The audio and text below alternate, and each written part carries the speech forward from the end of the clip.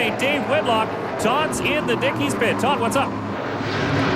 The number 39 Dickies Dodge team standing by, guys. Dave Whitlock has radioed that he thinks he might have a tire coming apart. They're waiting with fresh ones on the wall if he makes the dive along pit road.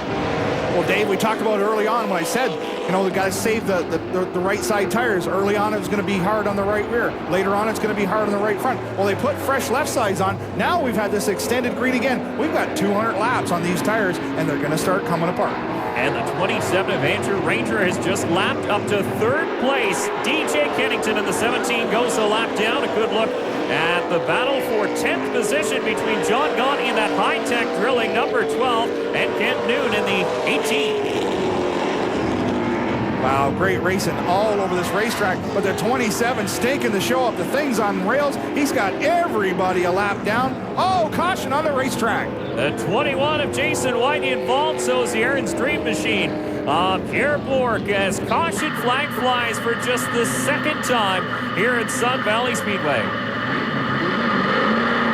Bourque finding a gear as he'll head back in the right direction. And that Dodge Avenger will take another look at what happened. Well, we're on board with Jason White, the 21, down into the corner and just got loose and went around backwards. Maybe somebody need a caution, Dave. Or he could have gotten out into the marbles outside the groove as pit stops once again as the leaders come down. Tom? 27 of Andrew Ranger hits his marks and returns for scheduled service. The 22 of Scott Steckley, exactly the same. It'll be the race off pit road. Mark Dilley is staying out. Much more from Sun Valley when we return.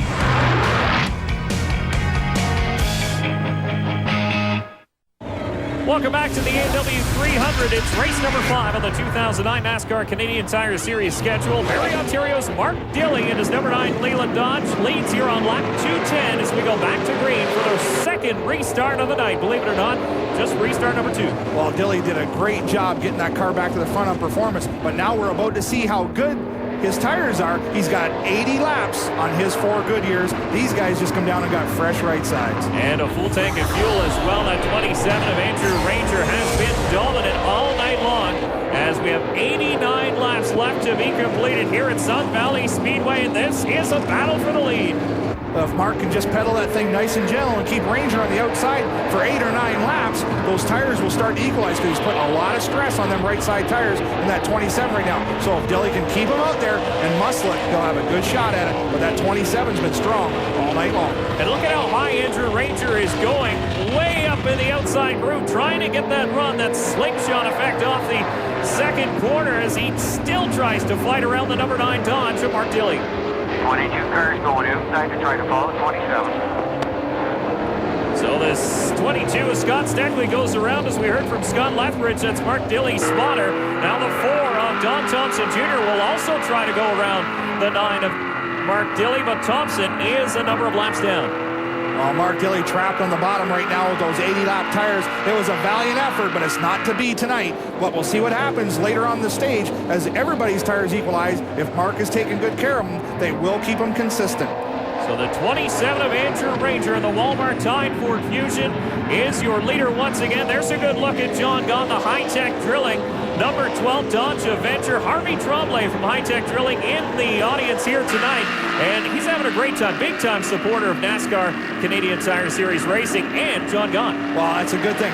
Race cars need money, and they eat a lot of it up, so they got to have supporters like him to keep them on the racetrack. Just took a quick ride with the A&W 21 of Jason White as we ride on board with Trevor Siebert and the 69. Couple of Western drivers battling it out. A little local bragging rights right there. Oh, the 21 slides up into the 3. And the 3 is not on the same lap as the 21. Jason Hathaway 1 lap down, but the 95 Simone and the 17 of Kennington are all on the same lap and battling for 5th position. Wow, this is great racing right here. We got lap cars down the bottom. We got DJ Kennington trying to trap Simone in the bottom, and he's got the 3 right ahead of him. He can pick up 2 spots right here in 1 move. And Simone was all kinds of crossways coming off that corner as he tries to pinch down underneath the step-on Dodge of Jason Hathaway, but here comes Kennington on the inside. So Simone is in 5th, and here's a battle for 11th position as well between the 12 and the 21. John Gaunt hunting Jason White. Well, the 17 gets the spot from the 3. Oh, and he gets into the back of the 95 a little bit. The 95 chopped him down into turn 3. He's trying to get underneath the 69 of Siebert.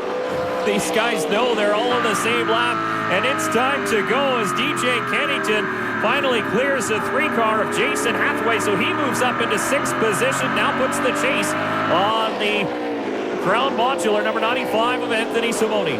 Well, DJ hustling that car pretty hard right now. See the rotors glowing down into turn 3, using a lot of front brake. I didn't see a lot of rear brake in it, so the car must be handling pretty decent. Trevor Siebert in that 69 Ford Fusion is a number of laps down, but he is in the mix. Well, the 27 of Andrew Ranger still leading the 22 of Scott Steckley. Those two are on the lead lap, so if Steckley can get up to his back bumper, that will be for position. Well, Dave, smell the rear end gear juice in the air. The 21 car, the 21 car is slowing down, and look at the smoke coming out of the back. So that car right there has got a transmission or a rear gear burning up. Oh, you can see him coming down. He's heading for pit road, Dave. Yeah, he knows something's amiss. So Jason White, the A&W Cruise in the Dom Impala, comes down pit lane. Heartbreak for the hometown driver, looking for a very good run here at Sun Valley Speedway, and his run will come to an end on pit lane. Well, he's got to be very disappointed. Got the sponsor's name on the side of the car. He's a local lad here from British Columbia, but you know what? His day's over. That's called racing. Sometimes it happens that way. Speaking of racing, the race for the lead is starting to heat up. You don't want to go away. We're getting down to the nitty-gritty in Sun Valley. Come back to the NASCAR Canadian Tire Series. Andrew Ranger has dominated most of the A&W 300 here at Vernon. The Walmart Time Charmin pilot, only one of 3 cars on the lead lap as we approach lap 251 at 300. Well, he's put a clinic on for sure, but earlier on he was out there all by himself. But after this last pit stop, the 22 of Steckley has been able to match him lap for lap. That's right, Andrew Ranger not so dominant now as we hit 49 laps to go here in Sun Valley, and problems for the Aaron's Dream Machine of Pierre Bourque as he pulls down pit lane, and it doesn't sound so good. Chris Reddick and crew going underneath the hood to check out the power plant on that Dodge race car. You saw him fidgeting with the gear shift. He did that as well when he spun a little bit earlier on. You saw that from the onboard camera. Possibly problems in the transmission. Well, when he spun the car around, he certainly could have did some damage to the clutch and transmission assembly, but it put him on pit road and pretty much out of contention in this race. Well, that driver had earlier troubles. The 4 of Don Thompson Jr. He's battling with the 3 of Jason Hathaway for 7th position. But a driver who is out, definitely heartbroken, is Jason White. Todd? You see the heartbreak, you see the emotion on the face of Jason White, who is climbing out of that number 21 A&W car at the moment. Still got the cables attached. We'll walk in and try and get a word. Jason, we can see the disappointment on your face as you're climbing out of that car. It's a little rough at the start, but you seem to have this A&W machine go in the right direction later on. Yeah, it's pretty dejecting, Todd. But you know what? The A&W Monte Carlo was fast in the middle. We went down on that long run early, and that was a shame because we were going good, and the A&W drive-through pit crew got me out real fast. 1 caution, we got 4 stickers and fuel, so I just hate it for the fans. I really wanted to put out a good effort for them, and I put out an effort, but it just really sucks.